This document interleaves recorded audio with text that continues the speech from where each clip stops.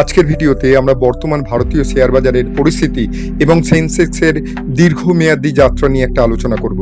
বাজার পড়ে যাওয়া মানে কি ভয়ের কারণ, নাকি এটি বিনিয়োগের সেরা সুযোগ?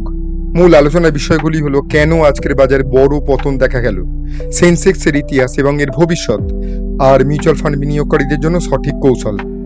বর্তমান শেয়ার বাজারের অস্থিরতা দেখে আপনারা অনেকেই হয়তো কিছুটা চিন্তিত।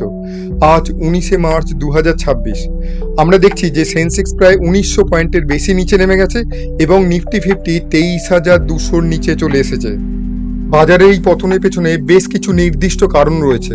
এক নম্বর হচ্ছে এইচডিএফসি ব্যাংকের চেয়ারম্যান অতনু চক্রবর্তীর আকস্মিক পদত্যাগ ব্যাংকটির শেয়ারে 8% পতন ঘটিয়েছে। 2 নম্বর হচ্ছে মধ্যপ্রাচ্যে উত্তেজনার কারণে অপরিশোধিত তেলের দাম ব্যারেল প্রতি $110 ছাড়িয়ে গেছে।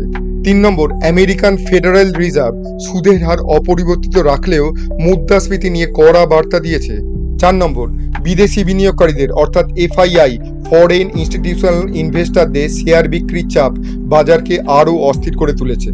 কিন্তু আপনারা যদি একটু বড় ক্যানভাসে তাকান তাহলেই বুঝতে পারবেন যে সেন্সেক্সের যে জার্নি, সেই চার্ট দেখলেই বুঝতে পারবেন যে 1990 সালের হর্ষদ মেহতা স্ক্যাম থেকে শুরু করে 2008-এর বিশ্ব মন্দা বা 2020-র কোভিড মহামারী, প্রতিটি বড় সংকটের পরেই বাজার কিন্তু আরও বেশি শক্তিশালী হয়ে ফিরে এসেছে।